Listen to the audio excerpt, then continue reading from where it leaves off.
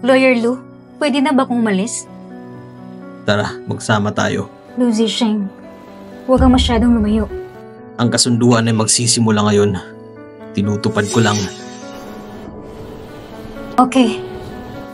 Mahal na hari. Bitawan mo ko! Bitawan mo ko! Abogado Sheng, kung gusto mong ipaalala sa'yo bago tayo magsimula, hindi magandang pakiramdam ko nitong nakaraang 2 araw. Kung gusto mong lumaban ng padugo, mangyayari pigilan na ito. Tatapusin ko muna pagluto ng brown sugar para sa'yo.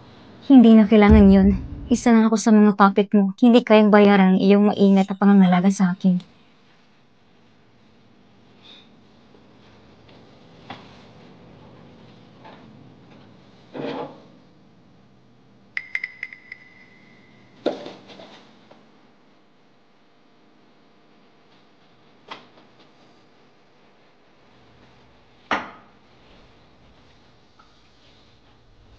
Bakit may gamot para sa mga bata dito sa bahay mo?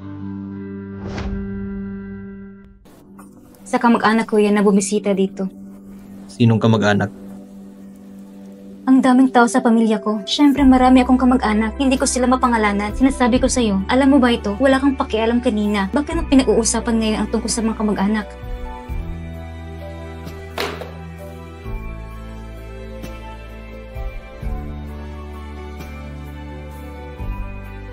Uminom ka.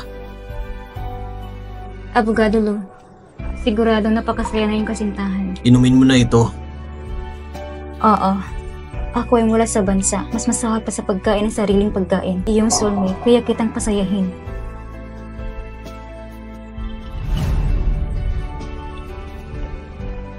Ayoko na.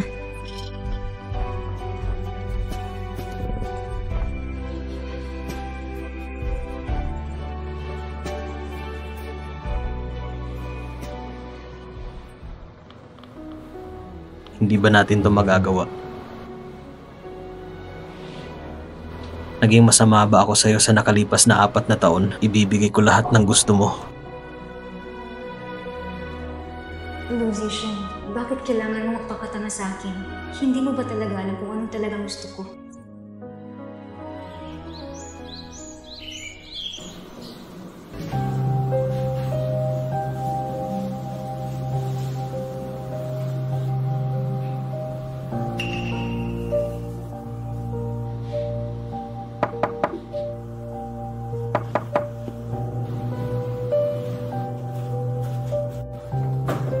Jinian, Wewe, nalaman ko na. Wewe, nalaman ko na. Oh, Lou Zisheng, nakipagsundo ka na sa dormitoryo. Nandito ka pa para siraan ang buhay niya. Bastardo ka talaga. Anong kinalaman namin sa'yo? Oh, tumigil kayo! Lou Zisheng, mas mabuti pang umalis ka na rito. Ikaw ang dapat na mawala. Tama na! Umalis na kayo dito! Wewe, bumalik ako kahapon at nag-isip tungkol dito buong gabi. Lahat ng sinabi mo sa akin, pinag-isipan ko ito ng mabuti. Sigurado akong mahal pa rin kita. Siyempre wala akong pakialam kahit may anak ka. Zenge, lumabas tayo at mag-usap.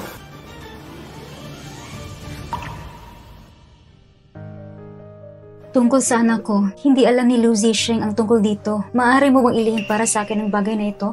Hindi mo sinabi sa kanya? Wewe, bakit ang tanga mo? Hindi ko sinabi sa kanya noon dahil natakot ako na baka isipin niyang kontrolin ako at ang anak ko. Hindi ko sinasabi sa kanya ngayon dahil natatakot ako na awayin niya ako. Wala na akong mahal. Ayokong mawala ka kahit ang bata. Jinian, maaari mo bang itago ang sikretong ito para sa akin? Maaari mo bang itago ang sikretong ito para sa akin? Pangako ko sa'yo.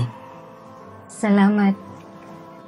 Ngunit bahagyang gusto ko pang tapusin ang hindi ko natapos. Gusto kita.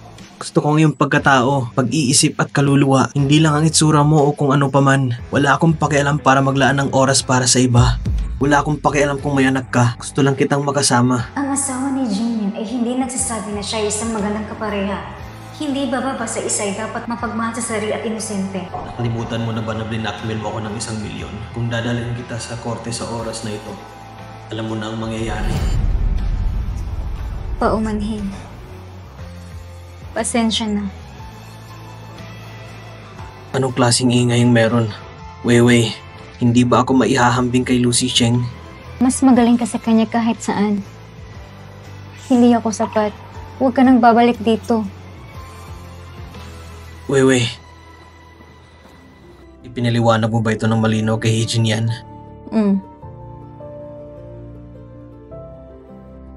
Bakit hindi ako matiis?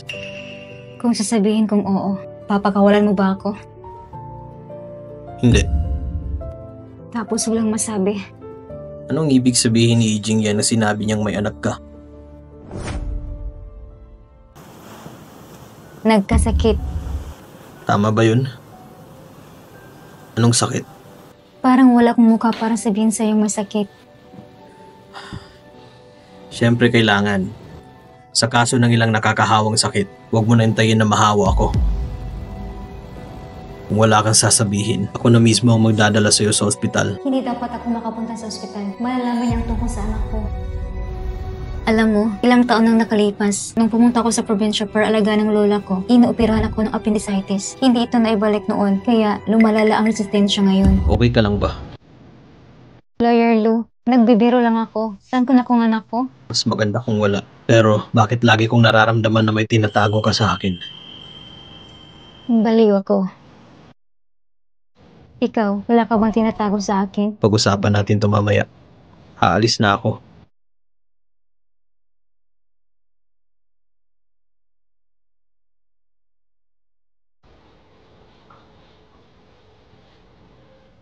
Nahanap ko ng impormasyon tungkol sa bata. Yan ang pangalan niya. 3 taong gulang na ngayon. May sakit sa puso. Congenital heart disease. Nakarehistro sa ospital. Ang impormasyon tungkol sa ama ay hindi pa alam. Ngunit ang pangalan ng ina ay Shan Yue. Anong pinagsasabi mo? Shan Yue? Siya ang matalik mong kaibigan na si Shan Yue sa loob ng maraming taon. Okay. Sabi ko na, bakit hindi ko mahal kung sinong babae katabi ni Ashing? Nasa paligid na pala ang puta. Salamat sa pagtitiwala sa kanya noon. Sabihin mo sa kanya lahat ng sikreto mo. Takot mamatay ang puta! Kailangan ko siyang harapin ng harapan. Hindi. Hindi ako pwedeng magalit sa kanya. Marami rin siyang sikretong alam. Kung sakaling maglakas loob kang tumalan sa pader at sundutin ako. Teka, hanapin mong maliit na masamang insekto. Miss, anong gusto mong gawin ko? May sakit na bata. Kahit may mangyari na hindi inaasahan. Normal lang naman dapat, di ba? Kung wala ang batang ito, hindi ako naniniwala hindi ko siya maagaw.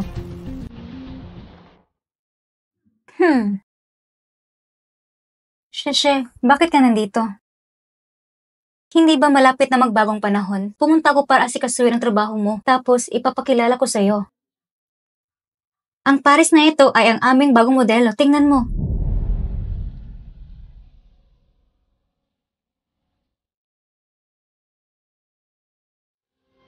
Nakalimutan kong tanungin sa'yo, Wewe. Kanina ka pa dyan, hindi ka ba nag-aaral ng architectural design? Bakit bigla kang pumasok para magtrabaho sa isang tindahan ng sapatos? Bakit mo naman natanong yan bigla? Wala lang, na-curious lang ako. Kahit ang trabaho sa tindahan ng sapatos ay hindi masama. Pero kumpara sa original major mo, medyo mababa ang online number mo. Ay, naalala ko nung college ka, hindi ka ba masyadong hinahangaan ng mga instructor mo? Iniimbitahan ka rin niya sa kanyang studio pagkatapos ng graduation. Bakit hindi ka pumunta pagkatapos?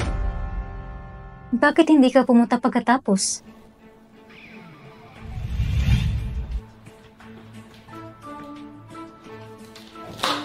Shan Yuren, sobrang hinahangaan kita. Nagsumikap ako para sanayin ka. Bigyan ka ng pinakamataas na antas ng mga proyekto. Ito ba ay upang hayaan kang bumalik? May baby ka pa sa bahay?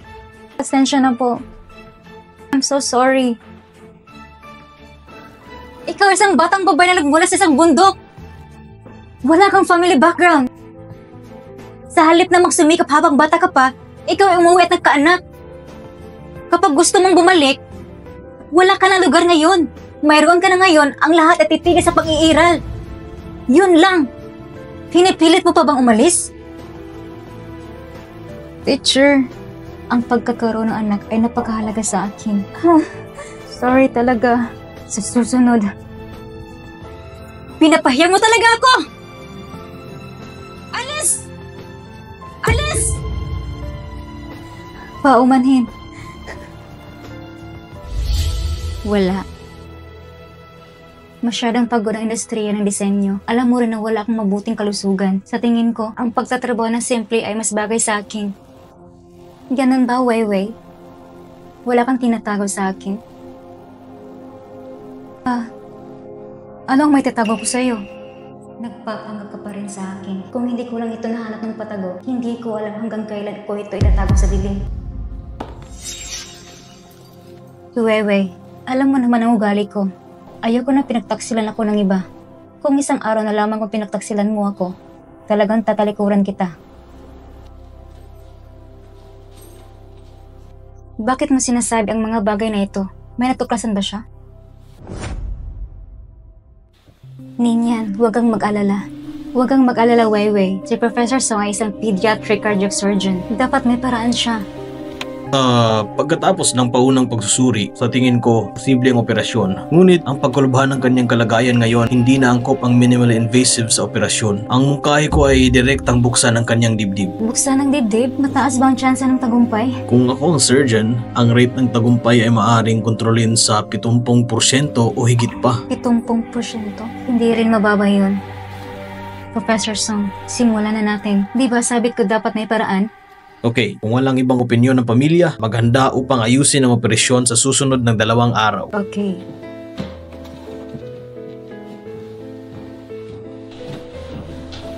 Sir, maraming salamat sa pagkakataong ito. Kung hindi ikaw, hindi ko mahanap si Professor Song. Salamat sa exemption.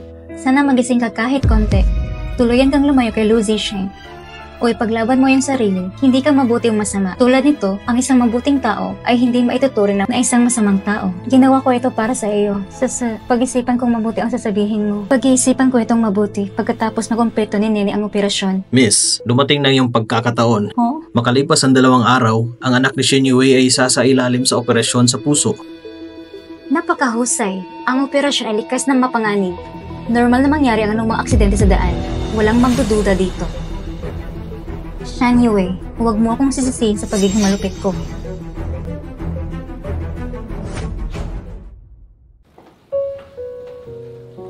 Nasa mabuting kalooban ako.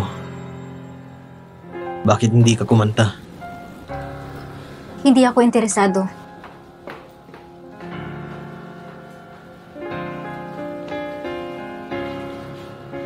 Anong masarap na pagkain ang gagawin mo? Hindi ka ba marunong magluto nito sa sarili mo? Lahat ng masarap gusto kong kainin. Nasa mabuting kalooban ba ako ngayon? Gumawa ako ng 2 ulam pero walang kinalaman sa iyo. Abogado Lu, huwag masyadong sentimental. Nagbago ka na, hindi ka pa nagsasalita ng ganito.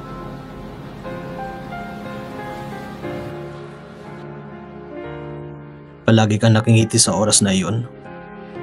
Lawyer Lu, kung gusto mong maging komportable, mangyaring lumabas at tumiko sa kaliwa para hanapin ang pulis. Wala akong ganitong serbisyo dito. Ang relasyon ko sa pulis.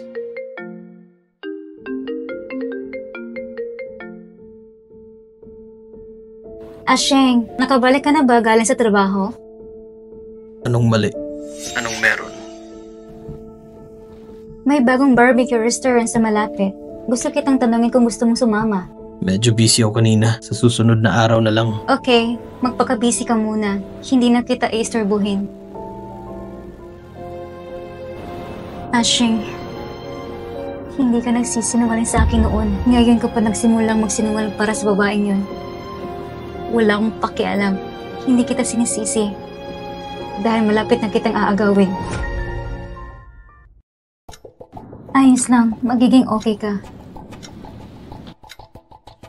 Huwag kayong mag-alala. Umupo muna kayo dali. Naniniwala ko na magkakaroon ng isang mabuting balita sa lalang madaling panahon. Tara. Direktang lagdan.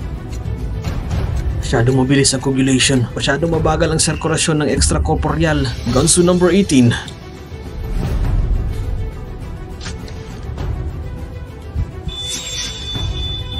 Hindi maganda. Pagawaran ng atin ng pasyente. Biglang nagkaroon ng malubang patuloy ng pagbaba ng pressure ng dugo. Hindi dapat. Paano tumugon sa mga bagay? Anong dapat gawin natin, Professor? Huwag magpanik at abisuhan ng pamilya ng pasyente na mag-isa. Ang iba ay patuloy ang paghahabol sa kanila. Nandito ba ang mga kapamilya ng bata? Nanay niyo ako. Paano ang operasyon? Itang hindi inaasahan nangyari sa operasyon ng pasyente. Napakadelikado ng sitwasyon. Ang mga kawalan ng medikal ay nagsisikap na iligtas. Ito ang abeso ng ahensya. Ngayon kapag humingi ng leave, diba? Sabi ng mataas ang probability of success. Diba sabi ko walang aksidente mangyayari? Paano biglang naging ganito? Maraming mga aksidente sa panahon ng operasyon ay hindi mahulaan. Ang magagawa lang namin ay subukan ang aming makakaya para iligtas mga miyembro ng pamilya mangyaring nagdaan sa lalong madaling panahon. Susubukan namin ang aming makakaya. Huwag dapat matakot. Dapat malakas ka.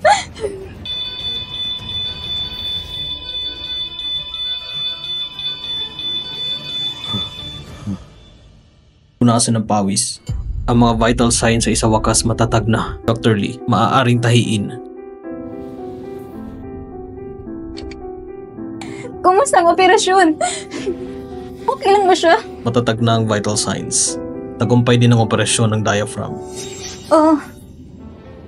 Tara, punta tayo sa opisina, may sasabihin ako. Miss Shen, maaaring tumawag ka kaagad ng pulis. Professor Song, anong nangyayari? Makinig ka sa akin. Ang thoracotomy ay nangangailangan ng sirkulasyon ng dugo sa labas ng katawan. Kaya nagkaroon tayo ng mga pasyente na itinurok sa therapy, anti-coagulation at anti-infection. Ngunit ang operasyon ay nasa kaligitnaan ng oras. Biglang pakibigo sa atay. Ito ay halos isang imposibleng sitwasyon sa klinikal. Maliban kung may mali sa ineksyon na heparin. Siyempre, sinyanyan ngayon, ang valve surgery ay medyo tagumpay. Ngunit, gaano kalaki ang epekto sa atay? Karagdagang pagsubok at pagsusuri ay kinakailangan. Natatakot ako na hindi magiging maganda ang mga bagay. Sinong pumatay na 1,000 hiwa? Napaka-irresponsable. Puntik nang patayin ang buhay ng apo ko. Hindi ito aksidente. Aksidente man o hindi, kailangan mo na ipaalam sa pulis para ma-seal ang ospital. Upang maiwasan ang mga may katuturang responsableng tao. Tumawag tayo ng pulis.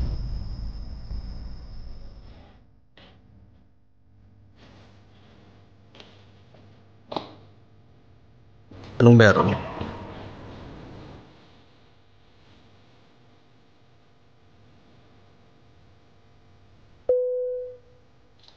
Dumaan si Miss Shan sa investigasyon ngayong umaga. Meron talagang nagpanggap na nurse. Pumasok sa ospital. Karamihan sa surveillance camera kaya lang, sobrang ingat ng kabilang partido. Nagsuot ng maskara. Hindi pa posibleng matukoy ang mga tampok ng mukha ng ibang tao. Nandito pa kami. Ang sangkap ng oxaliplatin ay nakuha mula sa gamot. Nagdudulot ito ng tiyak na pinsala sa panggana ng atay at bato. Ang konsentrasyon at dosis na na-inject ng kalaban ay partikular na malaki. Napakabata ng anak mo. Yun ang dahilan kung bakit nagiging sanhit na pagkabigo ng atay. Una naming natukoy, ito ay isang kaso na sinasadyang pinsala. Mamang pulis, mangyaring siguraduhin na mahuli sila. Mangyayaring matitiyak. Hindi papakawalan ng pulis ang sinumang kriminal. Ngunit mangyayaring tandaan, hindi ko kailanman naglalagay ng anumang sama ng loob sa sinuman. Wewe, alam mo naman ang pagkatao ko. Ayoko ng pagtataksel ng iba. Ako, kung isang araw makita kung pinagtaksalan mo ako, talagang tatalikuran kita. Ikaw ba yan, Chin? Salamat, pulis. Babawi ako sa susunod. Sa sandaling magkaroon ng anumang aabisuhan ka namin sa lalong madaling panahon. Hey, Miss Shan, lumabas na ang resulta ng pagsusuri sa atay ni Nyan Nyan. Paano ang kalagayan niya, Doc? Hindi maganda. Masyadong malubhang pinsala sa atay ni Nyan Nyan. Kita mo, karamihan sa kanila ay mukhang tofu. Sisira sila kung hindi ka mag-iingat. Ang pag-andar ng hematopoietic ay lubhang naaapektuhan. Hindi banggitin ang epekto sa pang-araw-araw na buhay. Sa anumang oras, may posibleng magbanta ng buhay. Ano ang maaari mong gawin? Nakatutok ako sa puso. Sa atay ay maraming pananaliksik. Pero based sa common sense, ang pinakamagandang paraan ngayon ay magkaroon ng liver transplant. Maaari kang makipag-ayos sa ospital para sa mga detalye. Sige, alis muna ako. Salamat, Professor Feng.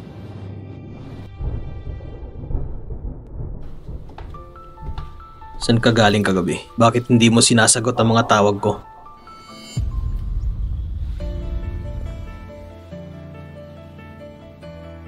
Kinakausap kita! Alam mo bang pagod na ako? Pwede bang itigil mo na ang pang-iistorbo sa akin?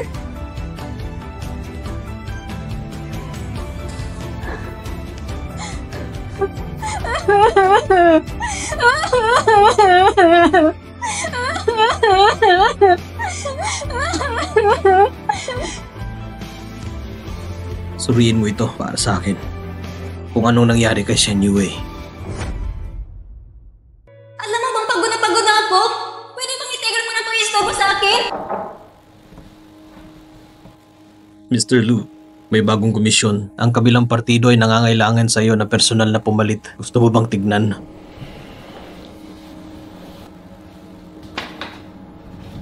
Hospital ng Union. Bandang alas 8 kahapon ng umaga, isang tao ang nakasuot ng pang-nurse na pumasok sa ospital ng Union para sa isang pasyente na isa sa ilalim sa operasyon. Nag-inject ng maling injeksyon, sanhi ng isang malubhang medikal na aksidente. Sa kabila ng matinding pagsisikap sa pagsagip, pansamantalang wala sa panganib ang pasyente. Ngunit maaari rin itong magdulot ng malubhang pinsala sa atay.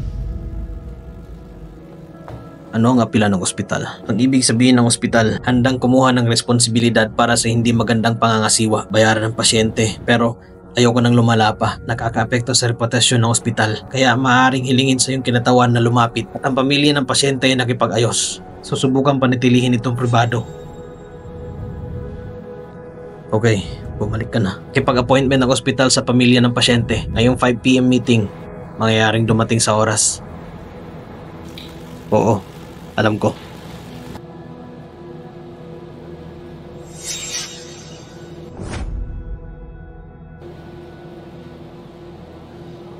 Ang kabilang partido, ang abogado pinadala si Lord Jeshin pala. Hindi ko siya pwedeng makausap. Ipaubaya ko na lang siya sa iyo.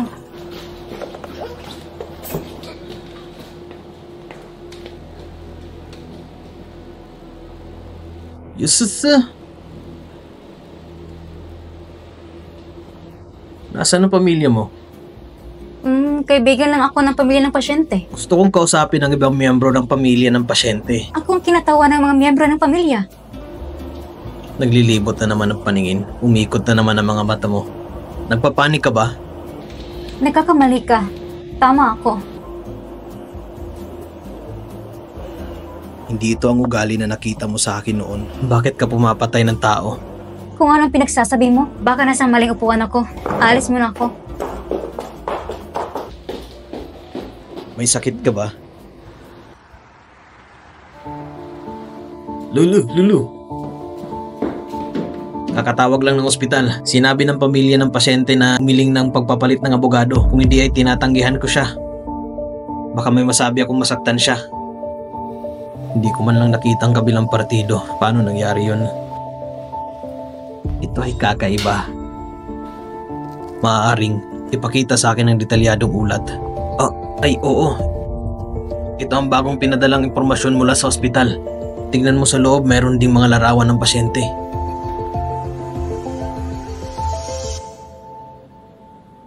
Yan.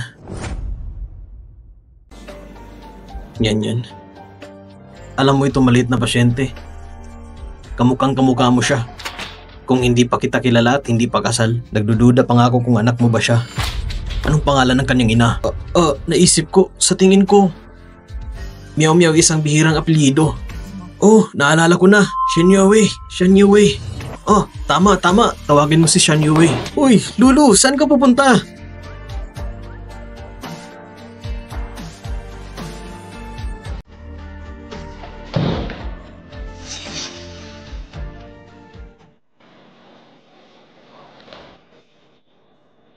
Shan Yue, binigyan mo ako ng anak. Wala.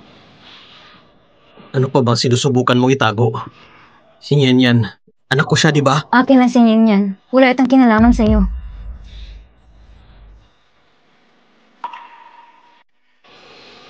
Ayoko mag-alaga ng bata.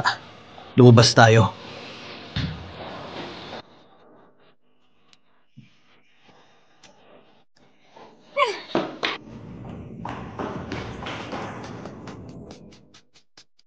Bakit hindi mo sinabi sa akin? Musician. Yan ang sabi mo. Ito ay sa hindi kahihiyan. Di ba sabi ko sa'yo?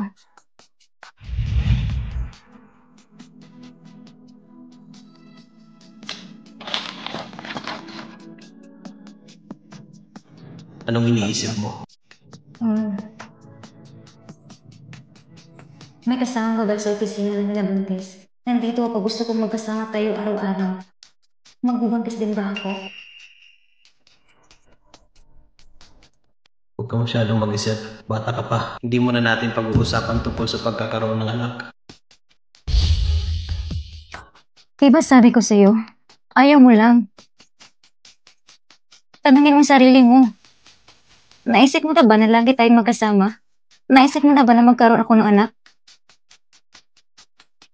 Papalitan ba ako sa puwang? Hanggat babalik sa Shishi, kailangan ko magbigay daan, di ba? Kaya pala humingi ka ng pera sa akin para ibigay sa anak mo. So ano? Paano kung hindi? Sabihan mo ko ng diretso. Bakit ang lakas ng loob mong mang-abala? Ikaw at si Shishi ay muling nagkita.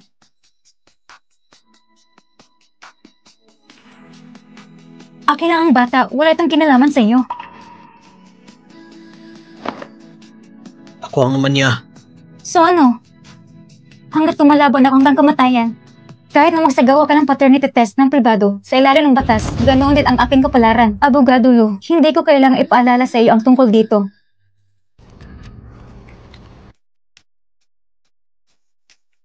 Kailan ka nagsimula mag-aral ng abogasya? Salamat sa iyo, Attorney Lu. Kasama kita sa lahat ng mga taon na ito. Marami akong natutunan. May natutunan din akong mababaw na bagay. Ikinukumpara ko lang ang sarili ko sa iyo. Ano ba talagang gusto mong gawin ko? Ayusin ko muna ang mga gamit ko bago ako umuwi. Umalis ka na sa bahay ko. Wala na akong gustong gawin sa'yo.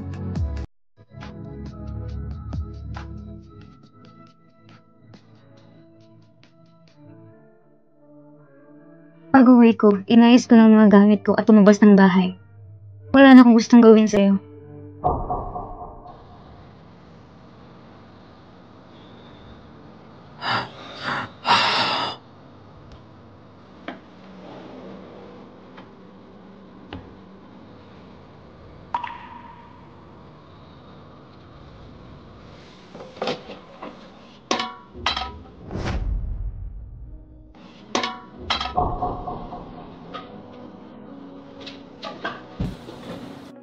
Hindi ba ito ang sinulat ni Shishi sa akin noon? Napakaganda na iyong mga mata. May maaraw at maulan na araw at buwan sa loob, bundok, ilog, ulap, ambon, bulaklak at ibon. Pero mas magandang paningin ko dahil sa mas magandang mata ko nandito ka.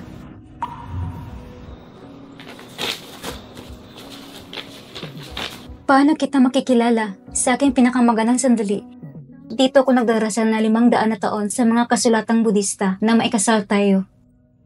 Pagkatapos ay ginawa akong puno ng Buddha, lumalaki sa tabi ng kasada na dapat mong madaanan. Ang mga bulaklak ay maingat na namumulaklak sa sikat ng araw. Ang mga bulaklak ay ang lahat ng aking pag-asa para sa mga nakaraang buhay. Habang papalapit ka, pakinggang mabuti. Ang nanginginig na gabi ngayon, ang hili ko sa paghihintay. Tingnan ang tanawin ng tagsibol sa madaling araw at ang mga ulap sa dapit hapon. Nakaupo, namimiss kita. Puno ng sayang puso ko pero hindi kita kilala.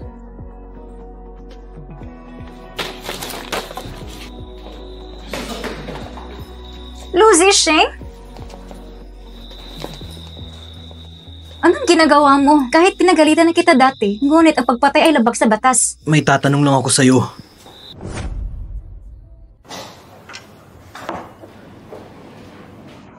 Ang iyong paboritong inumin ay caramel chicken jelly. Tataka ako kung ang lasa ay nagbago sa mga nakaraang taon. Hindi ko ba naisip na magiging mabait ako sa'yo? Gusto ko lang magtanong sa'yo ng mga katanungan. Sabihin mo sa akin ang isang bagay. Bakit bigla mo na lang akong kinakainisan dahil magaling akong maglingkod sa'yo? Galit ako sa'yo. Nasa hustong gulo na si Lawyer Lu. May kasabihan. See it her, but don't tell the truth. Gusto kong malaman kung anong nangyari kay Shan Yue. Nangyari ito, tanong mo sa akin. Pwede mo rin itanong sa girlfriend mo. Anong ibig mong sabihin? Ano ang ibig sabihin nito? Nakasama mo na silang dalawa. Hindi mo man lang napansin. Malamang hindi mo ito mahahanap. Kung tutuusin, napaka-charming mo, Lawyer Lu. Palagi kang hinahabol ng mga babae. Paano ka humingi ng abogado?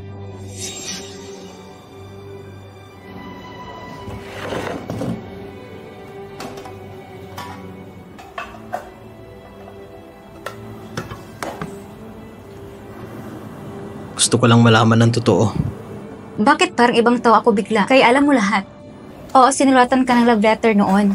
Ang tanong, Ang taong nakikipagpalitan ng mensahe sa iyo ay si Wewe. walang kabulan, Lucy Sheng. Isa kang namumulang estudyante. Hindi mo na kailangan isipin ito. Flawless level lang yan. Anong magagandang salita at pag-uusap ang maaari mong isulat? Huwag na lang pag-usapan ang filosofiya ng buhay niya matukoy ang pagkakaiba ni Zongkoy at Likoy. Pero bakit? Lucy Sheng, may 6 na tao sa dormitory namin noon. Si Wewe ang pinakamatanda, isang mabuting tao. Masaya akong makakasama ang lahat. Simula no mapalapit siya kay Jingxi. Nawala sa kanyang lahat. Alam mo ba ito kung bakit? Dahil kaya mapanggap ni Jingxi. Dahil kulang sa pagmamahal si Wewe. Masyadong malungkot. Halatang gusto ka rin niya. Ngunit naging isang ghostwriter. At tinatamasa ni Jingxi ang lahat. Pero nakuha ko lahat ang nararamdaman mo. Hindi ko alam na si Weiwei yon.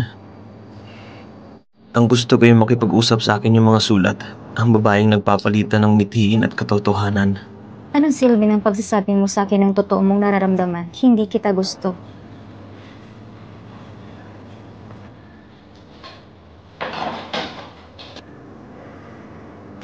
Naiintindihan ko. Salamat.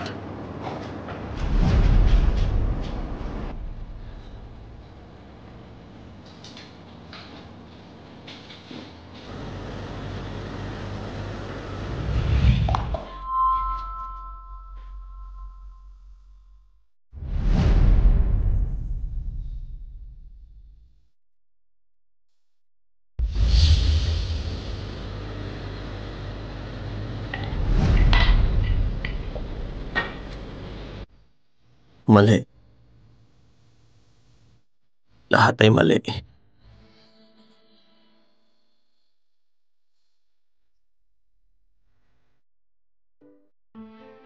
Sheng, ang kaibigan ng aking ama ay nagpadala sa akin ng ilang kahon ng alimango. Tinahan kita ng isang kahon. Nasa bahay ka ba? Pagbuksan mo ako ng pinto.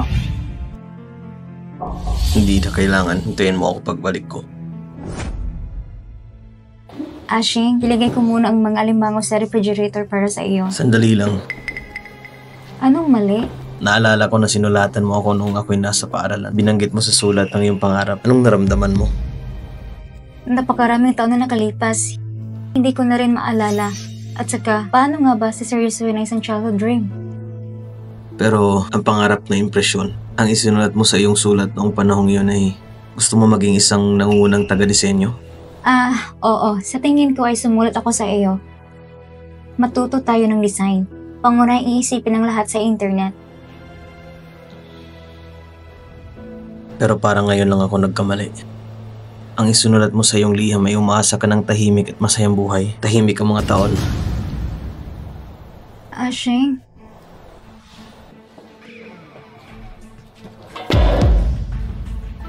Alam mo ba kung ano ito?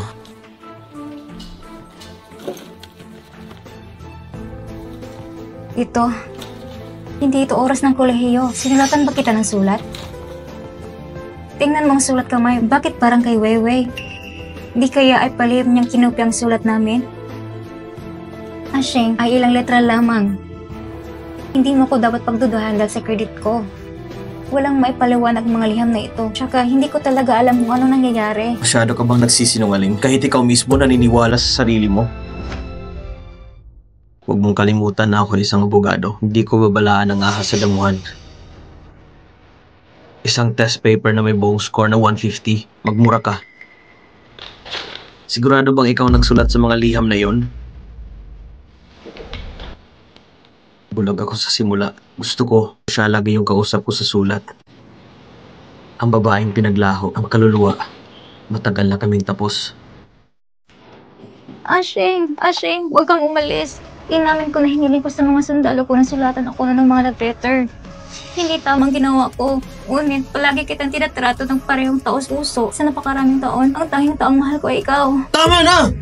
Kung anong makukuha mo sa pagsisinungaling ay dapat mabayaran sa huli.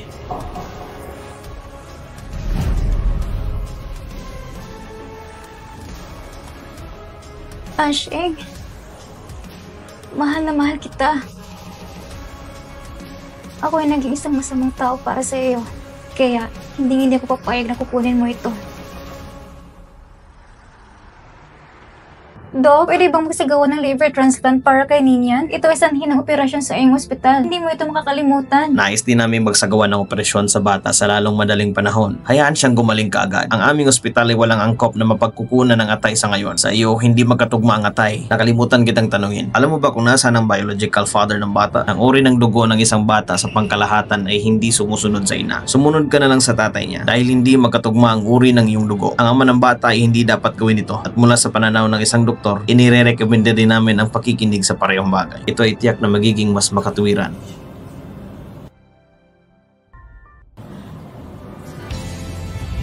gumamit ng isang salita upang ilarawan ang tula sa iyong isipan. Aling salitang ito?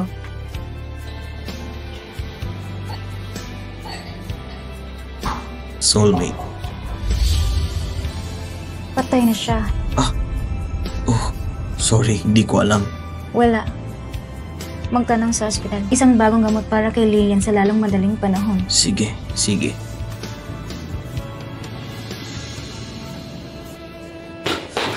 Pasensya na po. Paano ngayon ang pisikal na kalagayan ni Yan? Ito ay privacy ng pasyente. Sorry, hindi ko ito masasabi sa'yo. Paumanhin. Wala ko nito. Lilinawin ko. Ako ang abogadong iniimbitahan ng iyong ospital para mas maging maayos ang negosasyon. Kailangan kong malaman ng maaga ang kalagayan ng pasyente. Ang puso ni Yan ay pansamantalang nasira pagkatapos ng operasyon. Walang malaking problema. Malubhang pinsala sa atay sa panahong ito. Kailangan ng transplant agad.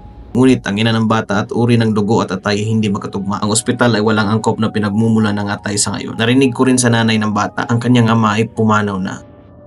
Ang ospital ay walang ibang solusyon sa ngayon. Gagawin ko ang lahat para makabawi. Sinabi niyo ba talaga sa mga tao na namatay ko? Shenhui, galit na galit ka ba sa akin? Okay, naiintindihan ko. Salamat.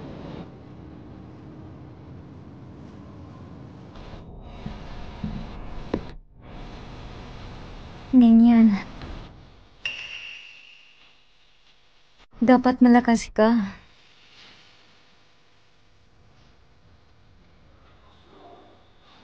Ganyan. Dapat kumapit ka.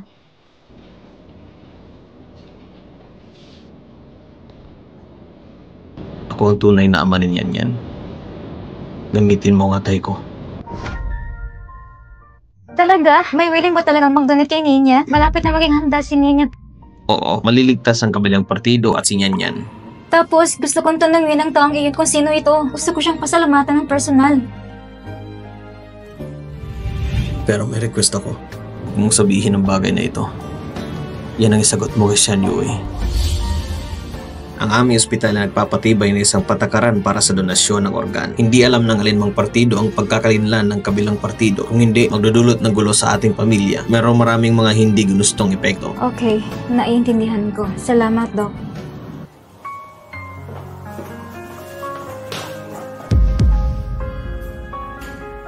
Sabi ko na nga ba, ayusin mo lang mga gamit mo bago ko bumalik.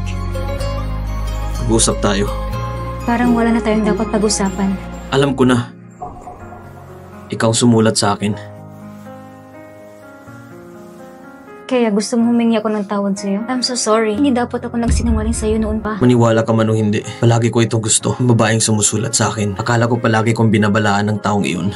Lucy Shing. Kung mismo na. Inamin ko na mahal kita noon. Kaya nagsikap ako para dito. Binayaran ko ng malaking halaga. Pero gising na ako ngayon. Ayokong magpatuloy sa ganito. Nagsinungaling muna ako sa'yo. Hindi mo kailangang makonsensya.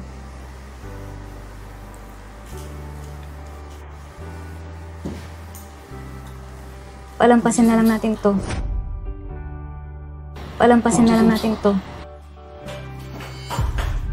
Wala na ba talaga akong pagkakataon pa? Nag-abala ka pa. Okay. Iniisip ko lang na dapat kong linawin sa'yo. Gusto kong malaman mo. Ang pakiramdam na binigay mo sa akin, ito ay hindi isang walang laman na kagalakan. Nagkamali lang ako kapag tayo ay magkasama. Hindi naman sa hindi kita mahal noon. Ako lang ang hindi umamin. Dahil yan ang sisira sa pagmamahal sa puso ko. Kung alam ko lang na ikaw yung taong iyon. Hindi ko inaasahan. Ang unang beses na marinig ko ang salitang pag-ibig galing sa'yo, simula na maghiwalay tayo, hindi masyadong masakit. Mas mabuting sabing maghiwalay na lang dahil hindi mo pa ito opisyal na tinanggap. Paumanhin. Wala nang kailangang pag-usapan pa.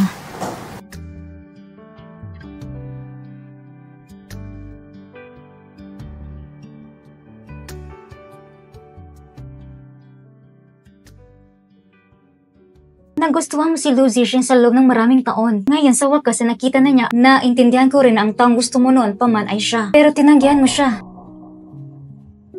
Bakit? Pagod na ako. Ayoko magsalita ng kahit anong nararamdaman ngayon. Ayoko nang umibig. Gusto ko ng kapayapaan. Pero matagal mo na siyang gusto. Hindi ba murang sumuko ngayon? Hindi ito problema. Hindi ba? Kapag pagod na pagod ka? Ako ngayon, nawala lahat ang lakas ko. Tulad ng sinabi mo, sumuko ng tuluyan. Humanap ng dahilan at babala para lumaban. Pinili kong maging masinsinang sumuko. Well, itong magaling kong kaibigan. Binabati kita sa iyong bagong buhay. Miss Shan, handa ng operating room. Maaaring simulan ang operasyon. Salamat, nurse. Mister, ngayon ay kukuha kami ng isang piraso ng iwatay para sa liver transplant sa batang iyon. Maaari mo bang kumpirmahin ang ito? Okay. Magsisimula ng operasyon. Kunin mo ito. Bigay mo sa akin ng panistis.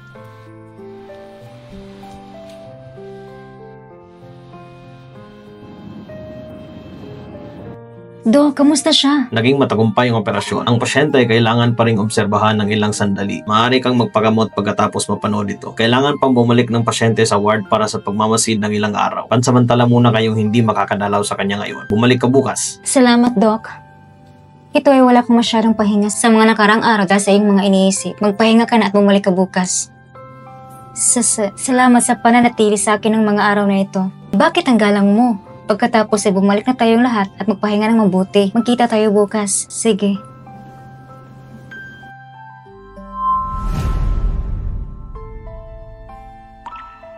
Lucy Sheng? Pagod na talaga ako at nag-hallucinate. Bakit siya nasa ospital? Nakahiga pa sa ospital. Mukhang kailangan ko na talagang bumalik at matulog ng mahimbing.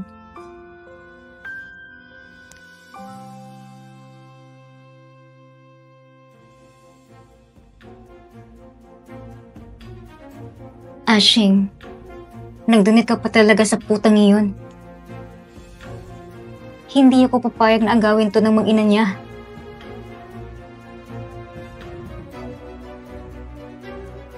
Bibigyan kita ng 5 milyon. Hanapin ang babaeng nagangalan siya ng Yue. Patayin mo siya sa pinakamalungkot na paraan.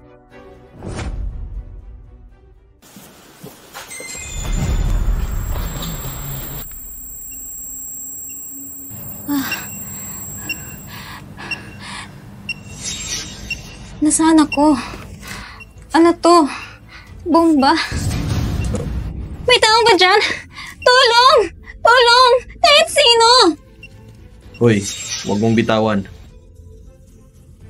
Huwag mong bitawan. Ito ang controller ng bomba. Hanggat bumitaw ka, sasabog agad ang bomba sa iyo. Shush! Nakakagulat ba? Shush! Anong ginagawa mo? Pabayaan mo na ako! Anong gagawin ko? Shan Yue, tinuturo kitang bilang matalik kong kaibigan. Ibinahagi ko ang lahat sa iyo. Sinasabi ko sa iyong lahat ng mga sekreto ko. Hindi mo lang inagang lalaki ko at nanganak ka pa ng kaunting kasamaan.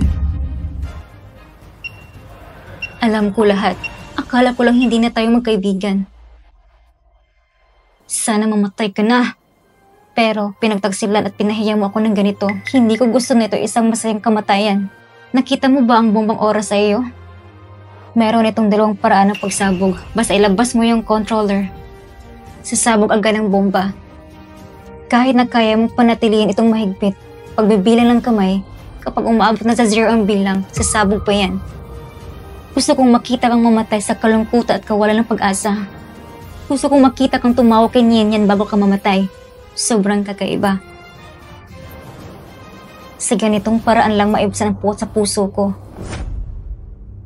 Sa katunayan, ang mga bagay hindi tulad ng iniisip mo. Nakipaghiwalay ka na kay Lucy Sheng nung may asawa ka na rin. Tumahimik ka! Kahit break na kami ni Ashing that time, hindi siya isang tao na maaari mong isipin at madamay. Pero hindi ko siya gusto. Sa katunayan, hindi ko naisip na agawin ng kahit anong mula sa iyo. Nakuha mo lang siya at hindi mo siya pinapahalagahan. Nag-abroad ka, nagpakasal at nagkaroon ng mga anak sa ibang pagkakataon. Naisip mo ba siya? Dapat mong tanungin ang iyong sarili. Inilayo ka ba sa kanya? Tumahimik ka! Naisip ko lang na sinabi mo ito para maantalang oras. Maghintay na may magligtas sa iyo. Hindi ako mahulog sa iyong pakulo. Nandito ka lang naghihintay ng kamatayan. Jingshi? Jingshi? Jingshi? Jingshi! Palisin mo ako dali! Bawal para sa'yo na gawin ito! Jingshi! May tao ba? May tao ba?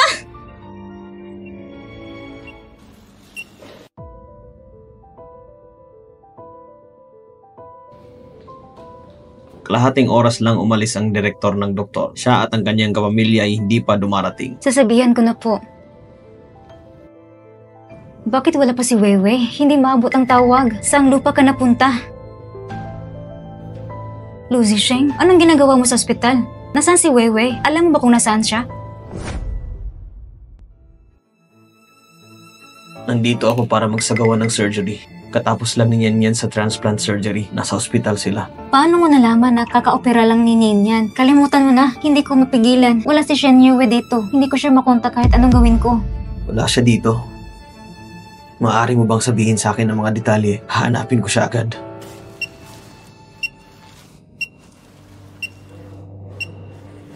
May tao ba dyan? May tao ba?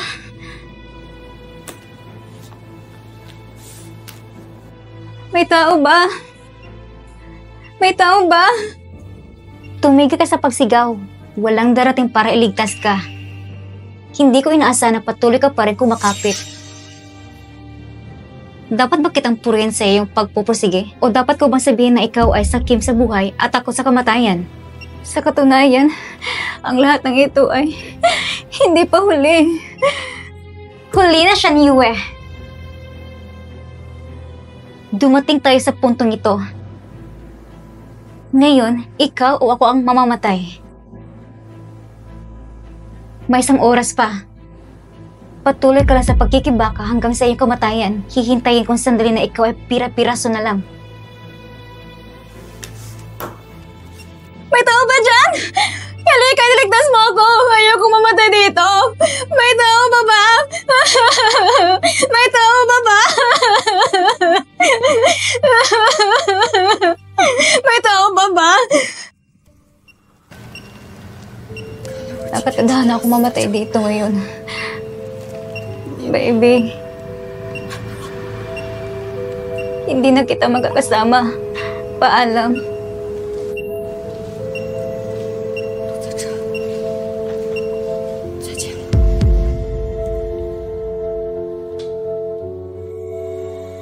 Shen Yue, gusto ko talagang makita mo ito, ang kahihiyan at tinitingnan mo bago ka mamatay. Kung tutusin, mapupunit ka na agad.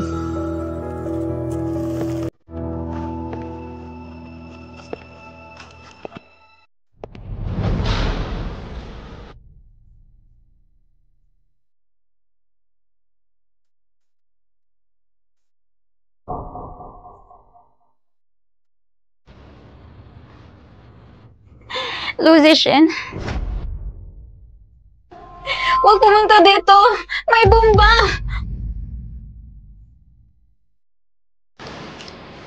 Huwag ka pumunta dito! Ewan mo ako! Pumunta ka pa?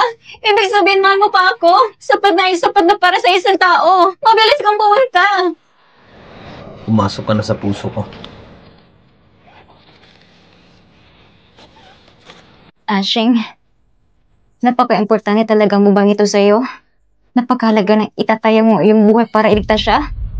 Dapat ako ang taong halatang mahal mo. Siya ay napakahalaga. Mas mahalaga siya sa lahat ng bagay dito sa mundo. Masyado kang maingay. Mabuti. Piliin mo siya. Tama. Kung gayon, ikaw at siya ay maaaring maging magkasama. Gusto kong mamatay ka! Ewan mo ko. Hindi kita hahayaang mamatay.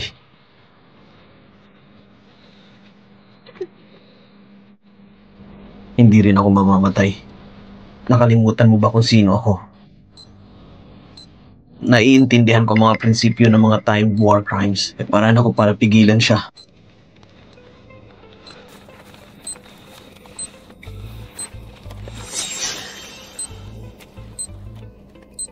Ibigay mo sa akin ang remote. Hindi. Magtiwala ka sa akin. Marami pa akong gustong sabihin sa'yo. Paano ka magiging handa na mamatay?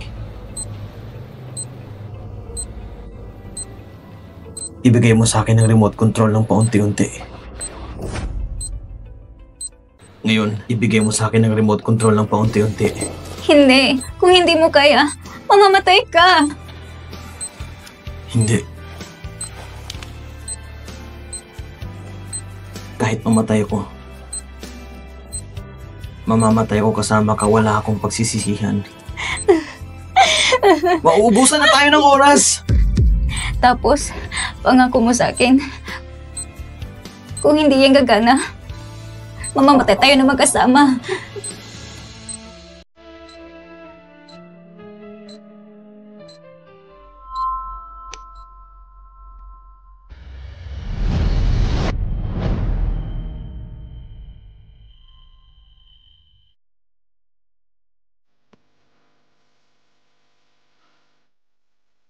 Mahal kita.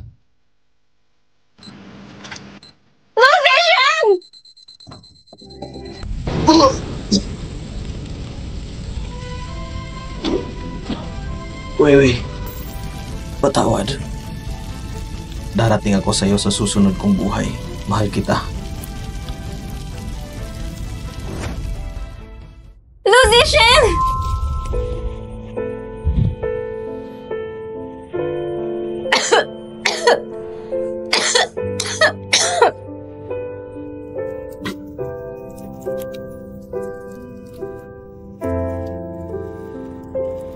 Musician!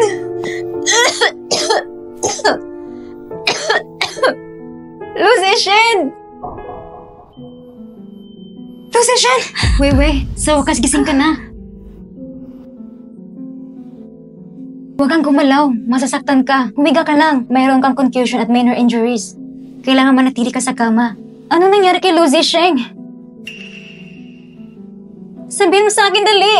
Patay o buhay? Sabihin mo, dali! Wewe, namatay si Lucy Sheng.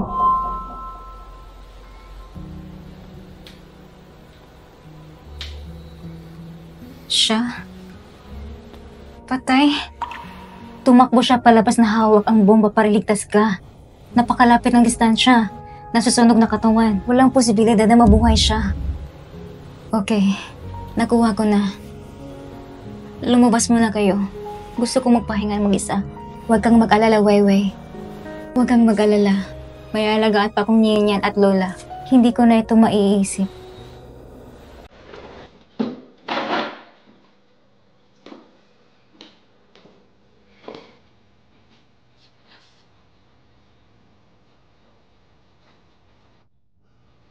Bakit ka namatay? Bakit ka namatay?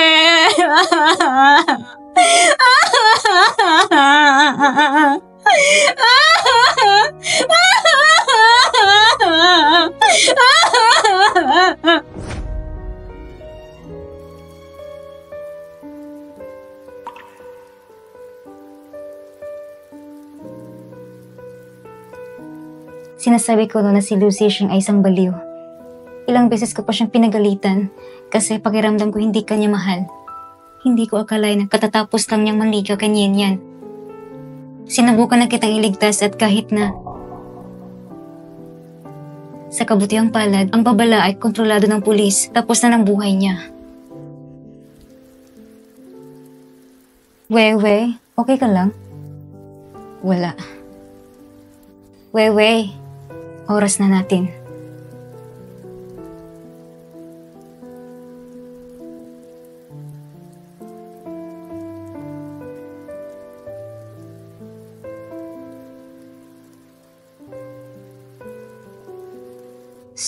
Pwede bang mauna ka at hintayin mo ako? May sasabihin na ako kay Lucy Sheng. Oo.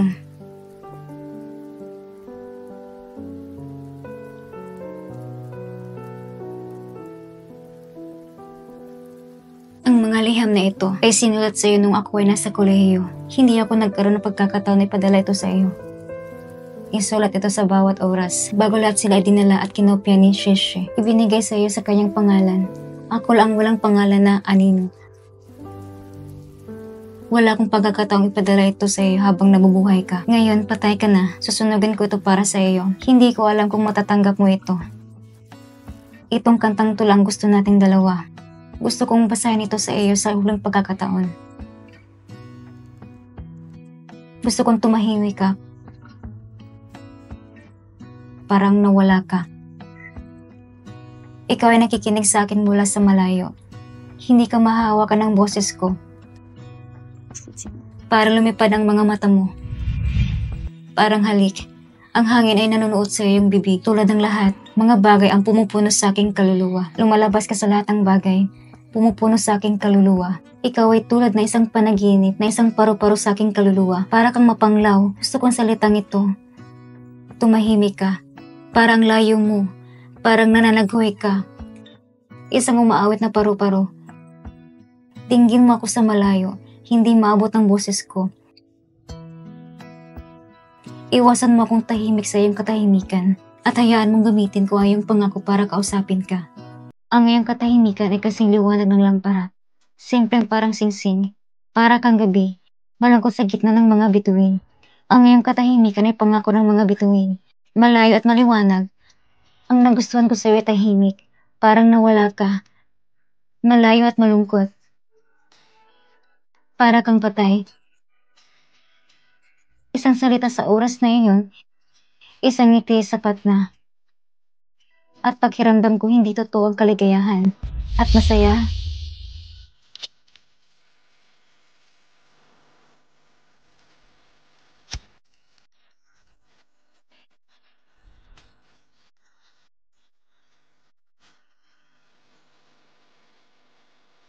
Lucian, patay ka na. Hindi ako maaawa sa iyo. Hindi rin kita iisipin. Baka maiinlat na naman ako sa isang tao. Sigurado habang buhay ako mabubuhay ng ganito. Pero nakasundo tayo. Welcome kang pumunta dito sa kabilang buhay ko. Huwag kalimutan.